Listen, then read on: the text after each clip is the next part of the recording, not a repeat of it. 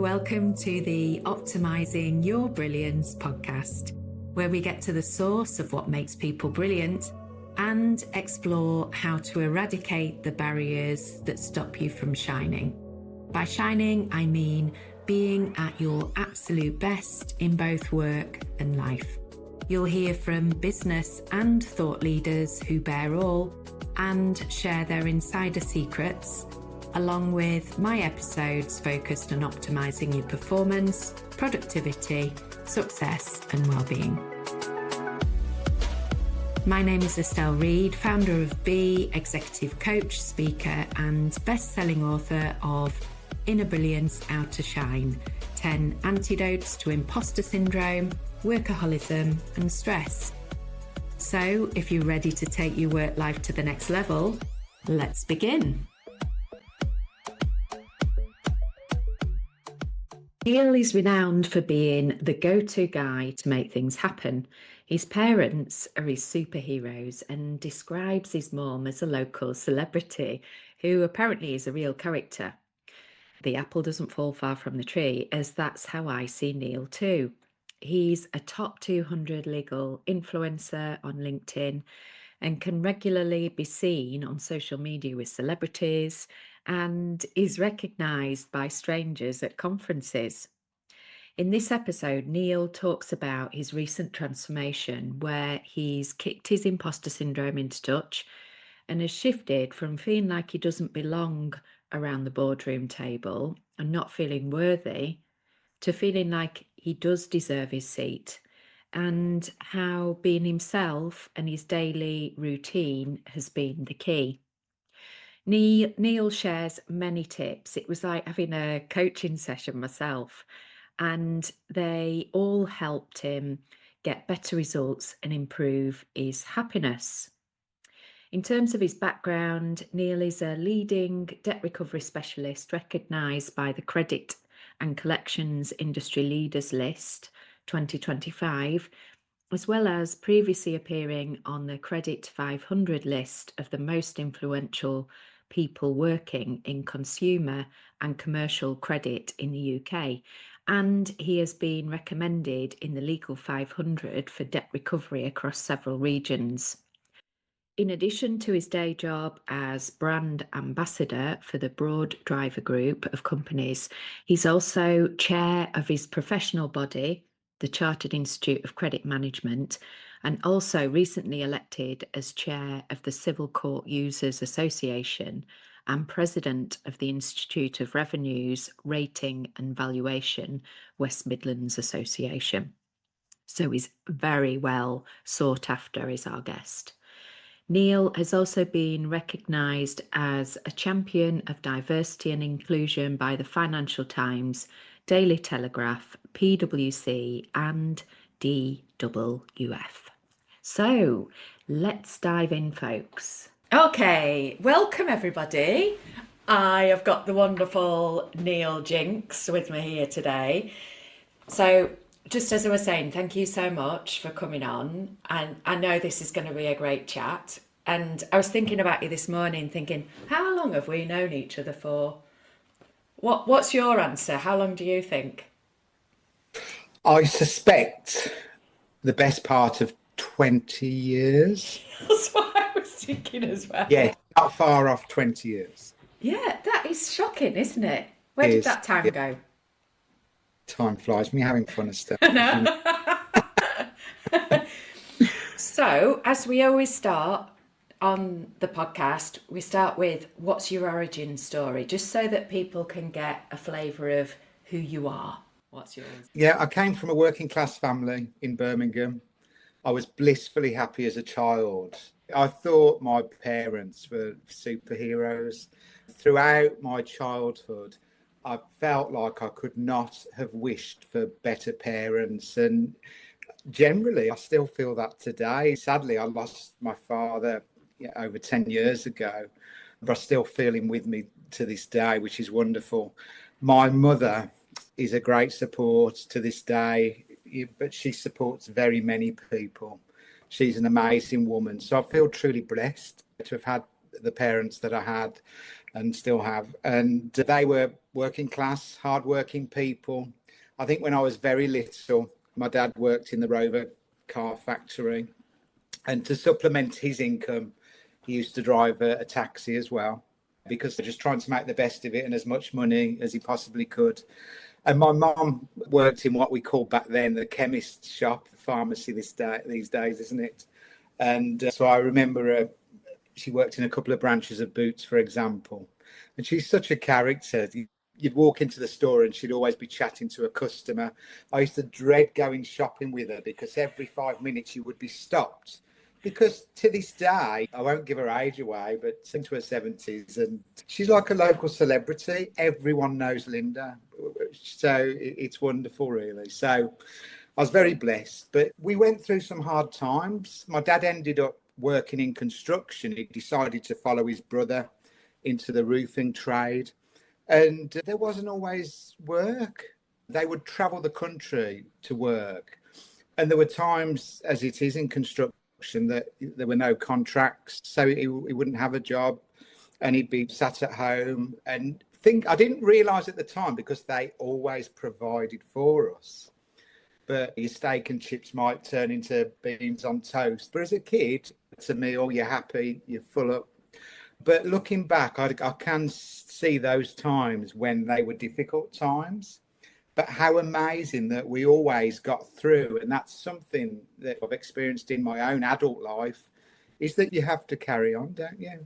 You do. And the other thing I relate to with my father is that travelling the country. So often he was away on business, having to stay away with work, which didn't go down well with my mom. Obviously, they were very much in love and she missed him. And so I can see that now. The nature of me is I'm always on tour, travelling the country. And so I leave my family behind. But that's always been the way that I've operated. And not that I'm heartless, but because it's what I do and I have to do it, I do it without question. And so I've never dwell on the fact that there are people left behind, missing me, needing me. But it's just what I do, so I have to do it. So great family life, 2 brothers, an older brother and a younger brother. Yeah, interesting thinking about being the middle child, because the older one in some ways is held in high regard, and then the younger one being the baby. So I think there is something about being that middle child. The others would disagree, because they would think I was the most popular and got the most out of my parents, but I think that's because of the nature of me. But What's the nature of you? the fact that I will step forward. Yeah. One thing that sticks in my mind from childhood is that they would always say to me, you will never starve. So if I wanted something to eat, I would go and help myself. Probably as a 6-year-old kid, I'd be in the fridge getting the jam out and making my own sandwiches. If I wanted something, I'd make it happen. The other, thinking back, we never wanted for anything, and we were far from wealthy. I was a drummer from an early age. I had a drum kit as a toddler, literally, and one drum kit after another. The 3 of us were on a BMX racing team. Didn't have a lot of money, but we were traveling the country on this team, funded by my parents. So they bent over backwards to give us the best possible life. I think the downside for me is I probably was spoilt in a way, because I feel like I've never wanted for anything. So when you relate that to your adult life, I guess I've had the same expectation that I can have what I want when I want. But you have to stop yourself when you're dreaming about having a Bentley, and perhaps that's a few years down the line. Why not? I love picking up on a few things. So the fact you perceive your parents as superheroes, how lovely is that? What in particular was it that makes you feel like they were your superheroes? Do you know, and I realised it back then, but even more so today, looking at how my mum operates in her family, in a wider community, it's very loving, selfless, and constantly giving. And I instantly feel emotional talking about that, because it's something that I've endeavoured to do in my adult life. Yeah. Ah, she sounds wonderful. And when I was listening to you, I thought, blimey, the apple doesn't fall far from the tree, because the way you describe, I can hear that you've got elements of both mum and dad in you. Yeah. And you're talking about Linda, the character, and she's like a local celeb. That's how I see you. See, I see you as that character, that celeb who's always mixing with celebs on social media, who's a brilliant networker. So, what do you think? Can you make that connection with yourself? That it blows my mind, Estelle, because I don't see myself like that at all, really. I was in a meeting with some lawyers the other day, meeting the team in Manchester, and we had a wonderful time. And the leader of that team is a former colleague of mine. And when I first met her for a coffee recently, she gave me the impression as if she was meeting a celebrity. And I'm thinking, what is this all about? And then she's telling me this story of when we worked together at DWF. The word on the street was that I was this go-to guy and I would make things happen. And if I went into her office in Manchester, they'd all get excited that I'm there because I was the one who could make things happen. I guess where other people were very protective of their little world, their team, and wouldn't cross-sell or support other departments, I was seeing someone who was generating that great connectivity across the business, across different teams.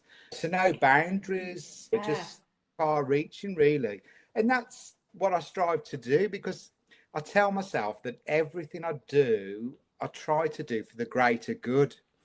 And sadly, not everyone sees it that way. And I think when you get to this stage where some people see you as this personality, some people think you're doing all this for the wrong reasons.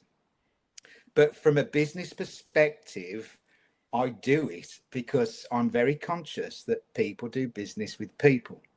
So when you see me on LinkedIn, that's me constantly introducing myself to my network and engaging with them.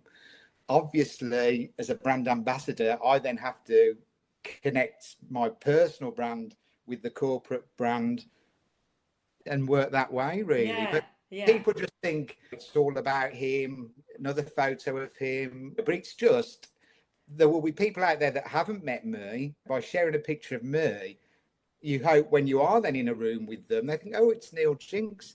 And I often get this. I was at a Chartered Institute of Credit Management event in Manchester yesterday, Credit Fest, and met several people who said to me, you are Neil? And I often think of meeting a lady, a lovely lady, going up to some steps in London to an event. And a lady said to me, hello, Neil, how are you? And I said, I'm sure we haven't met before. And she said, we haven't. And she said, your personal persona comes before you. And that's stuck with me. That's incredible. So you are like your mum, aren't you? Yeah, exactly. I am in very many ways. I do worry about that because she can be a bit of a drama queen as well, Linda. Yeah, we'll come on to that later. But I mean, generally she's wonderful. But yeah. No, you are just fascinating, and I knew this conversation would be so interesting. And what a great example of someone that, when you're talking about doing things for the greater good, and I always think if you do stuff for the greater good comes from that. If you're driven by passion and purpose, and nobody has to tap you on the shoulder to say, hey, can you do X, Y, and Z? If you're aligned towards those strengths, then good things will follow you. That's my belief. And whatever the perception is out there, I just think, oh God, you're a natural social butterfly who is working in his zone of genius. That's my perception of you. Oh, yeah. You've blown my mind. Nah, not at all. So, from your perspective on that theme, what does it take for someone to be brilliant? What's your version of, or your definition of, what it is that makes someone brilliant? Because you are here in your zone of genius, being brilliant. What's your perception when you are looking at others? I think first and foremost, I mean, it's people who are themselves, isn't it? You've just got to be yourself.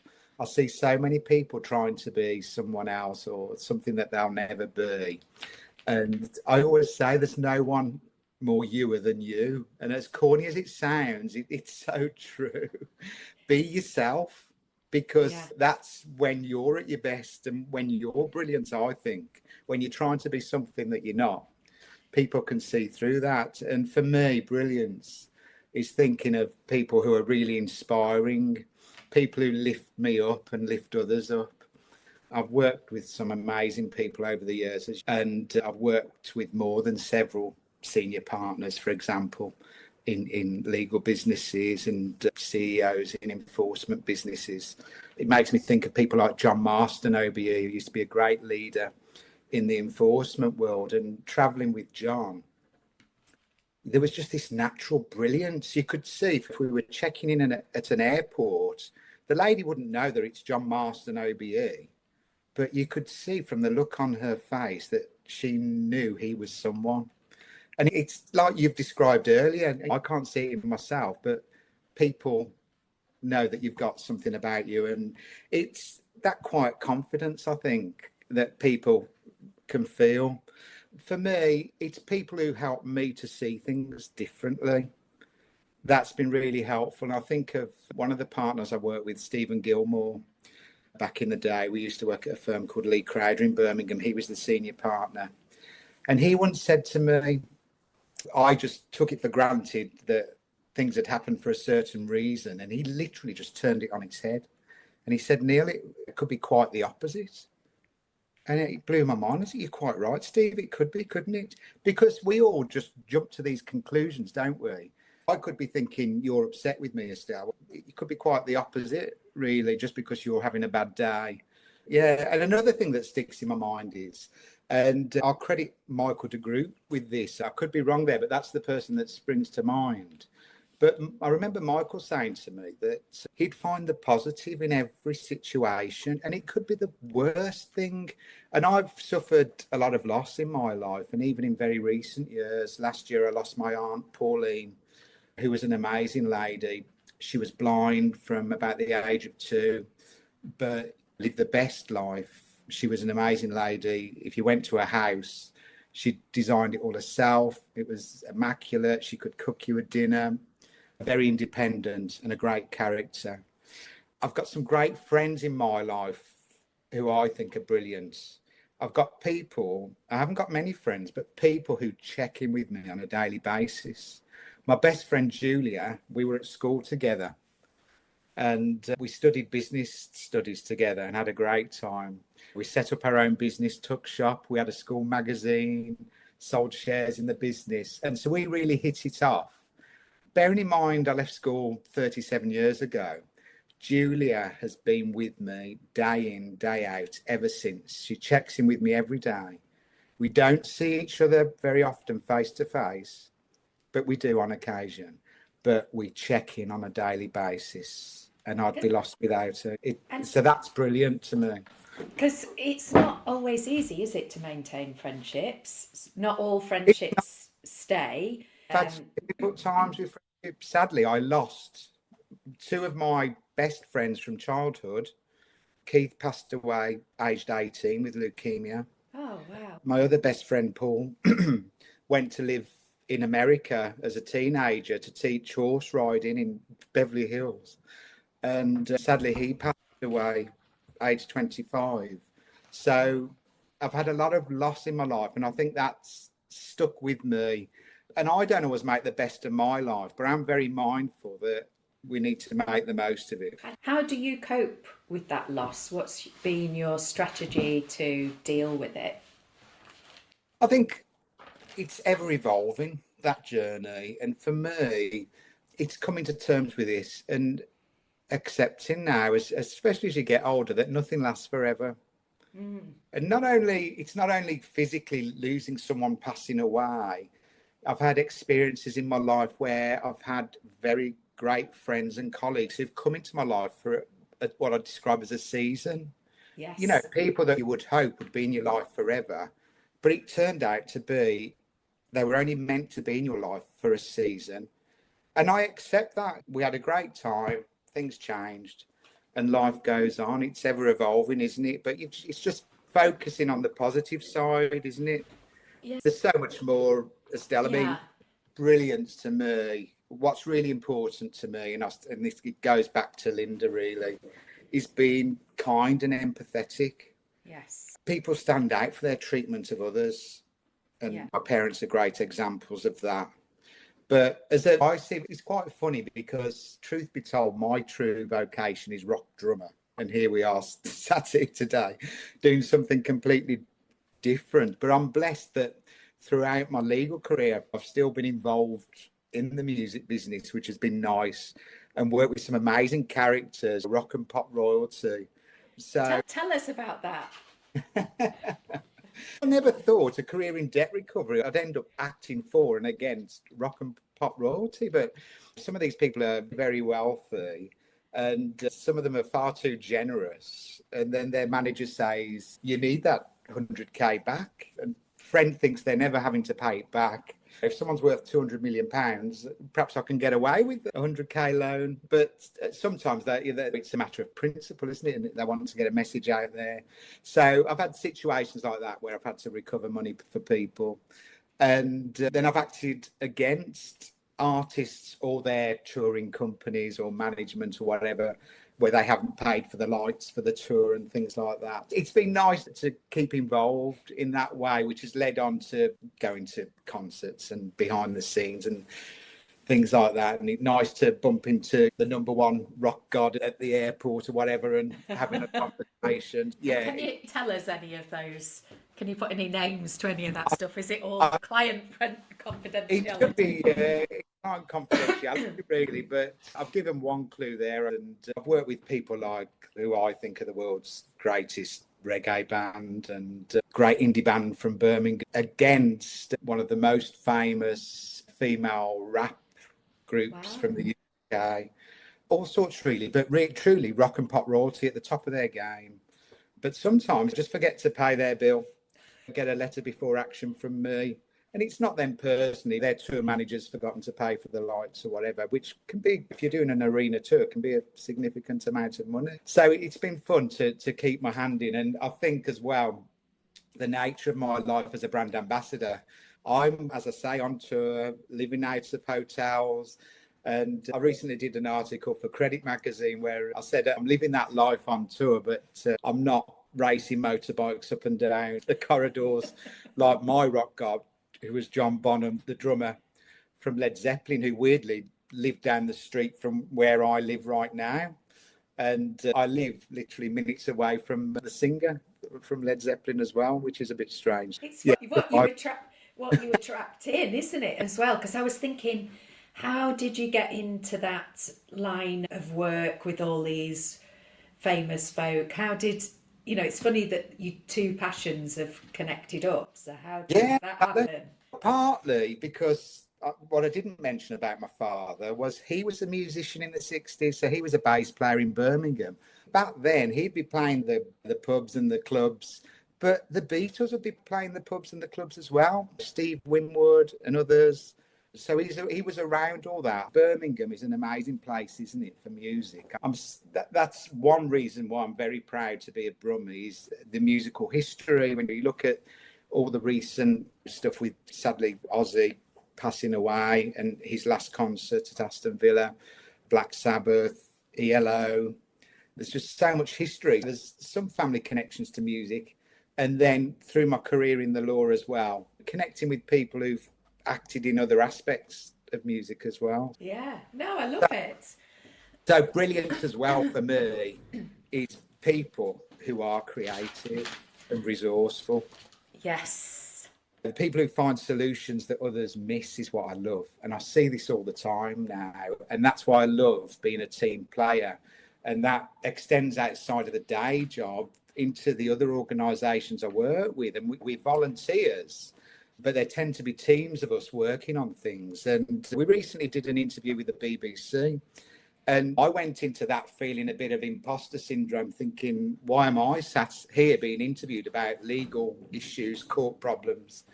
Who am I to contribute to this conversation? But I've been a court user for 37 years. So when they start asking the questions, I had quite a lot of answers based on my experience over all those years. So I was quite pleased coming out of it. that I could contribute. Often, though, there are situations where I'm in these meetings and it gets very legal technical, and I'm not a practicing lawyer. So it's great that I am surrounded by a great team of leading lawyers as well who can support me. And it's appreciating that everyone brings something else to the party, because people could argue, why has Neil Jinks been elected as chair of the Civil Court Users Association? Actually, I've been practicing court work for 37 years. I've worked in virtually every aspect of the process, from front-end collections, legal debt recovery, judgment enforcement. I've actually worked at the courts. I've worked in several high court enforcement businesses, which is very relevant to the work that we do. So hopefully I do tick a lot of boxes, but my skill is these days more on the sort of sales, marketing, events management and all that, which we need as well. And hopefully I can bring a voice to it to get the message out to the powers that be. That's cool. And I love the fact that you, so with imposter syndrome, the thought comes up, and who am I? But I love the fact that in both cases, when you were thinking about the BBC, but also being chair, that you countered it with, actually, I've got 37 years worth of experience. And that is one of the antidotes to imposter syndrome, is to challenge and question, focusing on the facts, recognise your gifts, talents and experiences. And that's exactly what you've done. So I'm going to switch gears a little. We're focused on what it means to be brilliant. What in your opinion, do you think sabotages people's success? So the opposite. How do we get in our own way, in your opinion? I instantly think of imposter syndrome. I think it's sabotaged my success over the years. I think I've been very fortunate. Just thinking back, going back a bit, earlier when we were talking about my childhood, it got me to thinking about the fact that I fell into my career, and it was thanks to school, really. I had a great time at school. I did really well. I think I did well naturally. I'm not one for studying. It's not for me, but I passed my GCSEs. I absolutely loved business studies at school. And as part of that course, we actually applied for a job with a local law firm. I said to the teacher, I don't want the job. I want to go to college. And she's, Neil, it's just an exercise. Fill the form in, do your CV, go for the interview. It's just good practice. So I did all that and I got the job. Apparently I got the job because I had the neatest handwriting. And the other thing was, the HR manager told me that the other reason I got the job is that I put one of my hobbies was photography, which it was slightly, but I wasn't the greatest photographer. But they loved the idea that I could potentially go in and take pictures of everyone. Weirdly, I went for this interview and I'd got two office managers just talking at me, and I couldn't get a word in edgeways. I'm thinking, I can't imagine anyone would offer me a job on the back of this. But we didn't have mobile phones back then. I was 16 at this stage. I did have a mobile phone at 17, but that's another story. That goes back to my father. We'll come back to that. But so by the time I got home, there's a phone message. You've got the job. So to this day, I've still got the letter typed on a manual typewriter. Office Junior, 40 quid a week. That is brilliant. But then thinking about my career, as we touched on earlier, time flies. 37 years my career, and it's just flown by.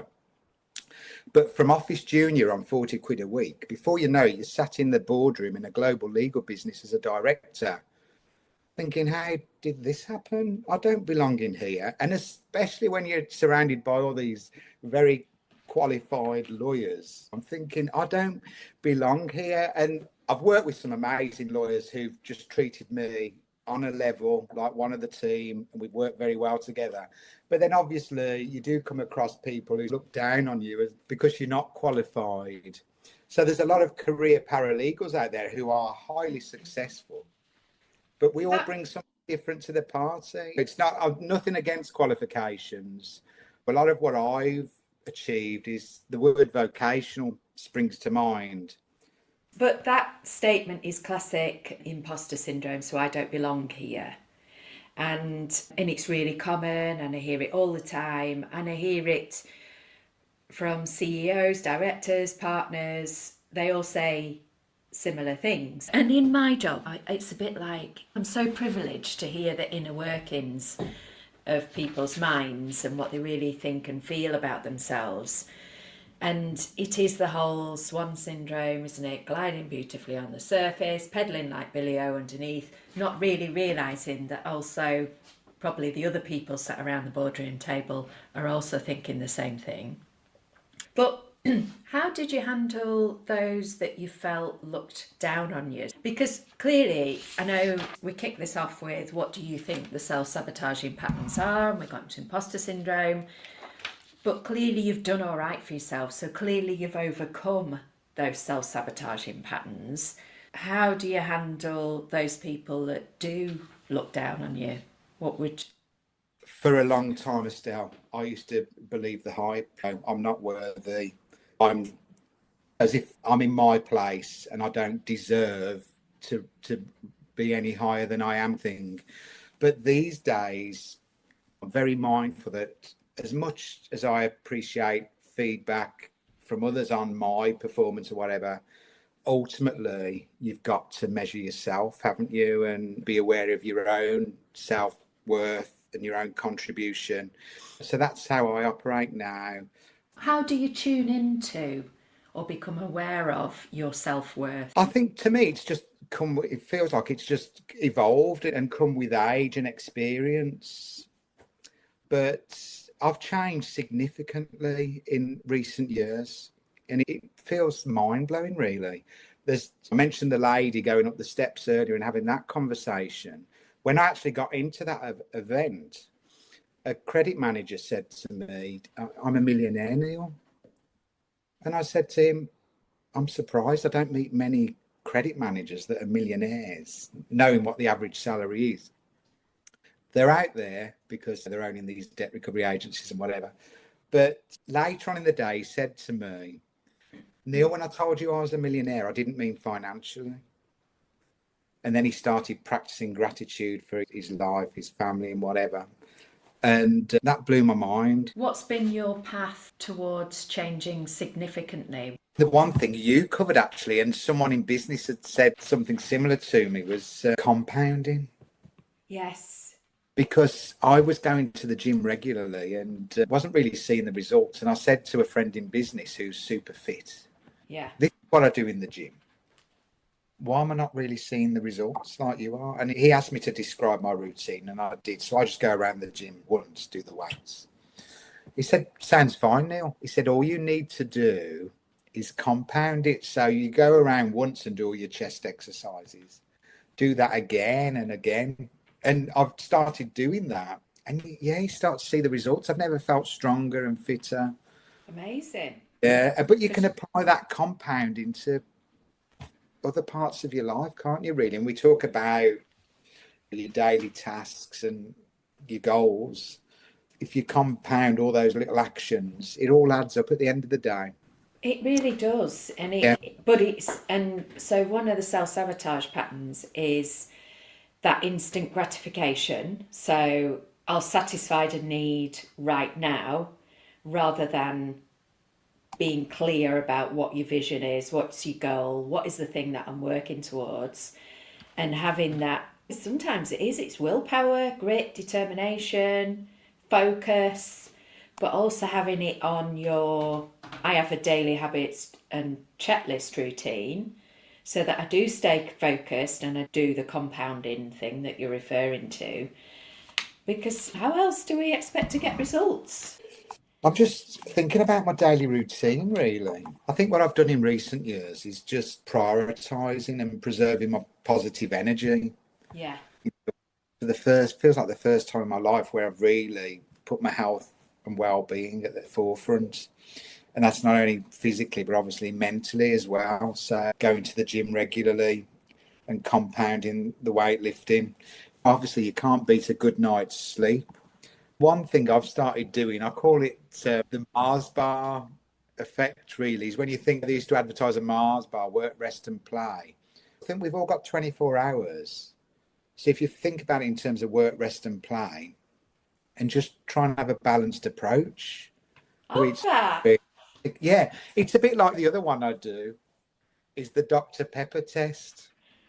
When you think when it's like the world is ending, apply Right. the No, I Dr. don't know. I don't know that. Well, you could be in a situation where to you personally it feels like the end of the world. Yeah. It's time to apply the Dr. Pepper test, because what do they say on the advert for Dr. Pepper? I don't know. What's the worst that can happen? Oh, I didn't know they say that. They Because do, yeah. that's a great coaching question. Yeah. So so I think to myself, I've been here before. The world has ended, and I'm survived. I'm back on my game. So what's the worst that can happen? I end up living with my mother, which is a nightmare, but The lovely Linda. not really, yeah. But since lockdown, one of the best discoveries has been meditation. I personally recommend the Calm app. There's daily meditations on there. There's 3 daily ones. There's the Confidence series on there, where they've got a meditation for pre-meeting, pre-public speaking, pre-social engagement. And I don't do them so much now, but I went through a period where I would do the pre-meeting meditation and just listening to myself in the meeting, and it blow my own mind, thinking, where is this coming from? But it just prepares you for a meeting. Going into a social engagement after doing the pre-social event one, and you're thinking, where is this coming from? But obviously that meditation, the main focus is the spotlight effect, countering that. So what's often that? people walk into a room, Yeah. and you think the spotlight's on you, don't you? It's all eyes on me. So you're self-conscious. Yes. But it turns the spotlight the other way. Ooh. So you're not self-conscious anymore, and so you're confident in your own skin. How does it turn the spotlight the other way then? How does that work? It's through grounding exercises. Grounding exercises in recent times, Estelle, have changed my life. And recently a friend was getting married and was a nervous wreck about delivering his speech. And I said to him, the best thing you can do are a few grounding exercises. For example, for me, doing a body scan. And sometimes I feel if I'm stressed before I go into a situation and I know I need to do a body scan, I can do it very quickly now. In an ideal world, you'd take your time over it. So where you scan through every part of your body, from your head, your face, neck, shoulders, chest, stomach, down your legs, into your feet, down each arm, into your hands, the middle of your body, the front and the back. How do you feel? Every part of me feels fine. So you've done your body scan. I think it takes your mind off, what you're facing. Yeah. And then immediately after my body scan, I then tune into sensation. So having worked down my body, I start at my feet then. So I feel sensation. I can feel the socks on my feet, trousers on my legs. So you can feel sensation on every part of your body, right up to your scalp, whether that's just the air touching your face or your clothes, whatever it is. Yeah. So tune into sensation and then tune into your senses. And what I do is pick 3 things for every sense. So what can I see, hear, feel, touch, taste?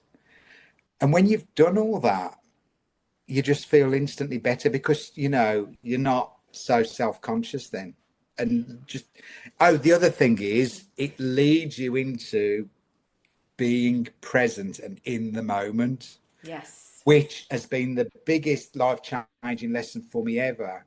And one of the stories I'll tell is being in America as a teenager. I went into a Catholic church and bought a prayer coin, read it once and put it in my wallet. And it's been there ever since. So it's been there for, I dread to think, 30 odd years. And it's weird that only recently I've looked at that prayer coin again, and no pun intended, the penny has dropped. And the prayer is, God grant me the serenity to accept the things I cannot change, the strength to change the things I can, and the wisdom to know the difference. Because we're all so worked up about all this stuff that's outside of our control. If we were only to focus on what's within our control, it makes a big difference. And the other point is being present. And I'll stress this to Linda, the past is gone.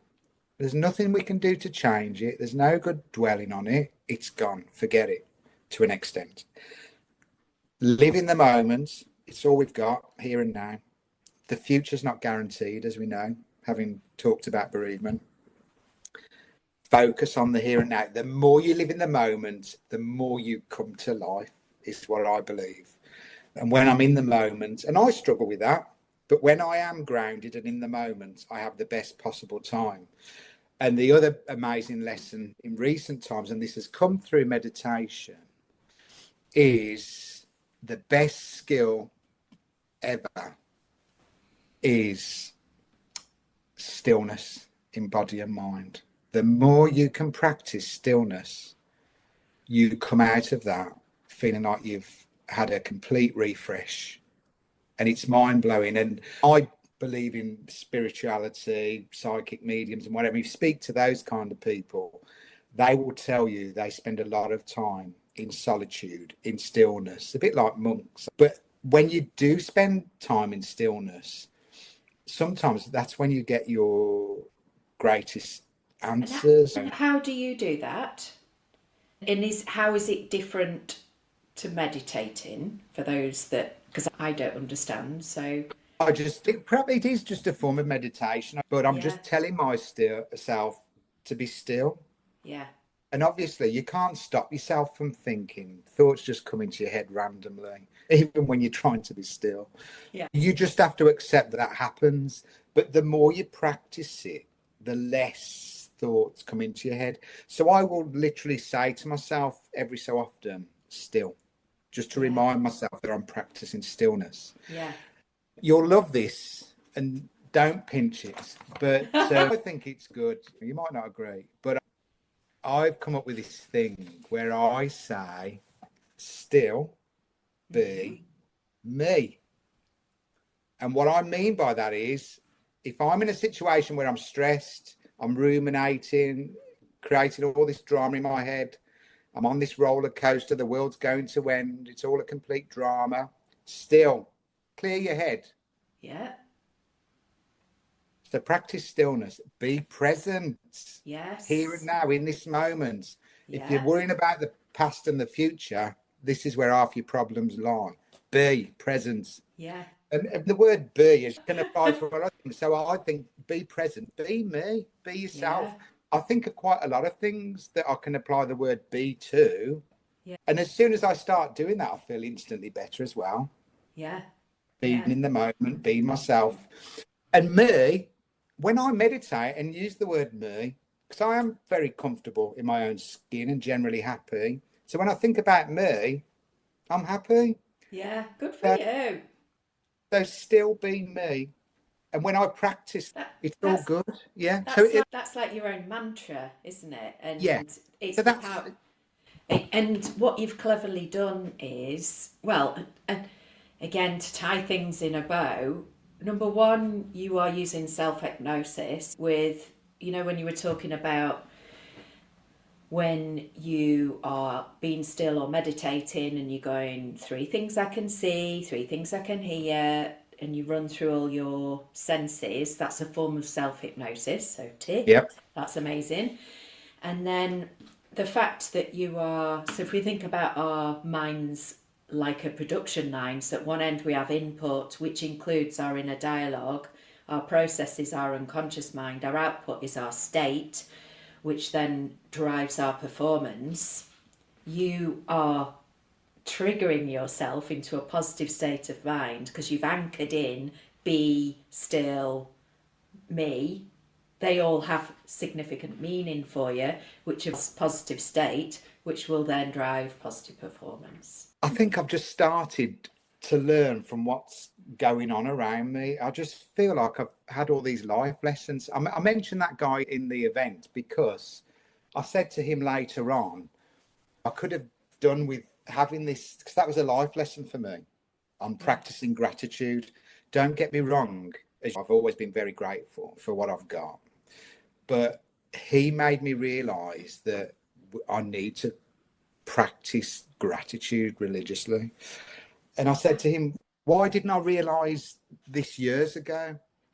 And he said to me, Neil, these lessons come to you when the time is right. Yeah. You know what I mean? But it Yeah. feels, since I hit 50, I've had all these life lessons, and I'm thinking, why didn't I learn this a long time ago? But I think you just gotta, Sorry, go on. yeah, just remind yourself, really, if you are elevated into senior positions, it's reminding yourself that people wouldn't put you in these positions if they didn't think you were capable of doing it, particularly in business. Who, in their right mind, as an experienced CEO, would put you in a position that puts the business at risk? And I've found over the years, some partners, and it might be particularly your line managers, won't give you the true feedback that you need on your performance, because obviously they want more out of you, kind of thing. But then what I've found is I get feedback from other partners who say you're doing great and you've doubled the turnover or whatever it is. And I think it would have been nice to hear that from a line manager. But clearly the partnership generally has this view, and you think that's great if one of them's telling me that. And that's Just have really, faith in your abilities. and that's it, because it's so easy, isn't it, to focus on what's not working, what's not good in life. And I think almost the two connect, the gratitude and I talk about making positive stuff stick like Velcro, because we're programmed to focus in on the negative because we're trying to protect ourselves. Whereas in order to make the positive stuff stick, we have to focus on it about 20 seconds. So in other words, for it to be logged in our unconscious mind. And so the very fact that you're noticing and acknowledging that stuff, that's dead good. And then just talk me through how you are practicing gratitude. How does that work for you? And if the audience, because scientifically it's proven to enhance happiness, well-being, people that are more optimistic live 19% longer. What, if you were to teach other people to practice gratitude, what would be your advice? Estelle, it's totally changed my life. And not only my friend Attell, but you've helped me realise this as well. And every morning now, as soon as I wake up, I count at least 10 things. Just count on your hands 10 things that you're grateful for. And it might be your partner, your kids, your home, your career, your puppies, your holidays, your vision for the future, whatever it is, your parents. I count 10 things and I instantly feel better for that. I'll tell you the other thing I do, and talking about loss and bereavement, and me and my mum have suffered with this way. Because of that, you can wake up feeling empty because of that loss. And when you do feel like that, what I find helps is to count at least 10 things that I've got to look forward to. Oh, and we were talking brilliant. earlier about my addiction to iced latte. So it might be that I'm looking forward to my next coffee. It might be that I'm looking forward to catching up with Julia. It might be I'm looking forward to my next cruise around the Caribbean. But when you think of 10 things you've got to look forward to, you're instantly feeling better.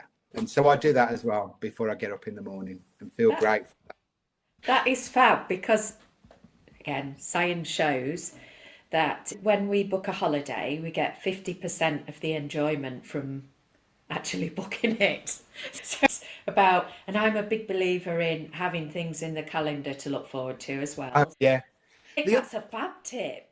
Yeah, the other thing is I used to hate traveling with holidays, flights, trains, planes, whatever. Now I embrace the whole thing. So even going to Manchester on business for a couple of days, if you enjoy the whole journey, every aspect of it, it's a wonderful experience. But How do you do that then? How do you enjoy the journey? Because that is... yeah, I've just embraced it now. I used to, the thought of driving to Manchester from Birmingham would fill me with dread. How boring. But you can be calling people, you can have your audio books on podcasts, just in the scenery. As I left here the other morning in the early hours, sun rising, driving through the countryside, it was idyllic. It was like living a dream. How lucky am I to be experiencing this? I just felt blessed. Just embrace it, enjoy it. It's what you make of it. It's perception, isn't it? If you're going to go into it with that mindset, got to drive for 2 hours. You literally end up hating every minute of that journey. Why Is, put yourself through that when you can just put a positive spin on it? And the more you do it, the more natural it becomes to just enjoy it. that is so true. And there's that phrase, isn't there? What we perceive, we receive. So Yeah, exactly. whatever lens we're looking through, that's what we get more of. It's people And say that about the more you focus on something, the more you get, and people do that in a negative way, don't they? yeah, absolutely. I call it reverse gratitude, where we look over our neighbour's fence and go, is the grass greener? What about looking in your own garden and noticing what's amazing about that? And even what you said, going right back to loss and grief and losing your friends.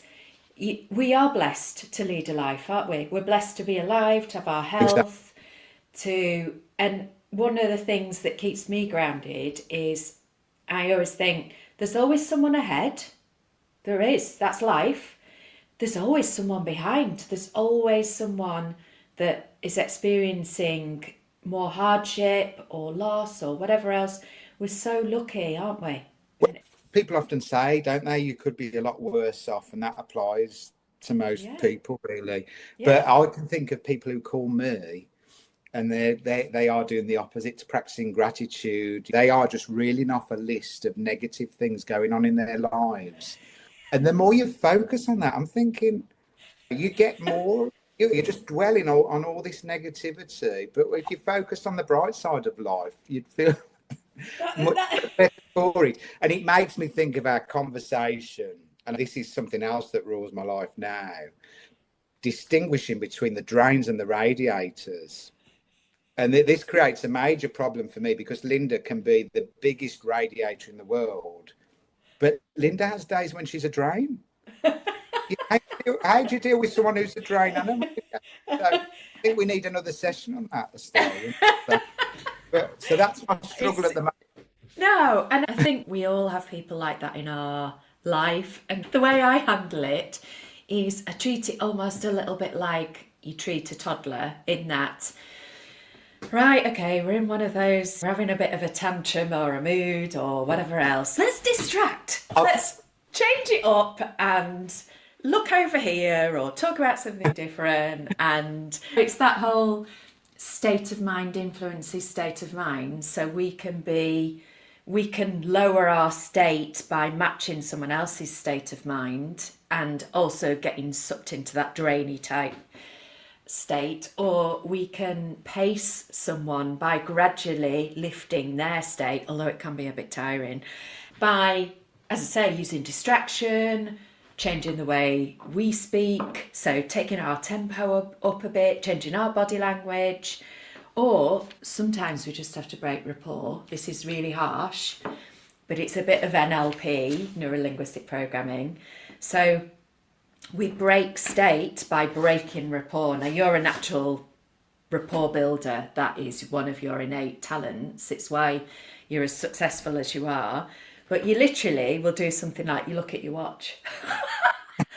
Or say, I'll Yeah. call you tomorrow, Linda. Yeah. Hopefully you're feeling better then. Yeah. That's it. Yeah. To bring things to a conclusion, so you mentioned earlier about thinking about looking forward to the future, thinking about your vision. What are you working towards?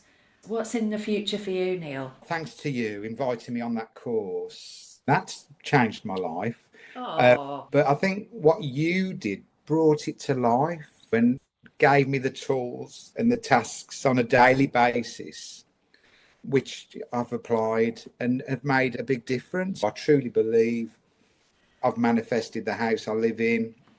I've got a vision for the future. I'm 54 in December, and I'd like to think work-wise, at least the next 10 years of my life are the best of my life.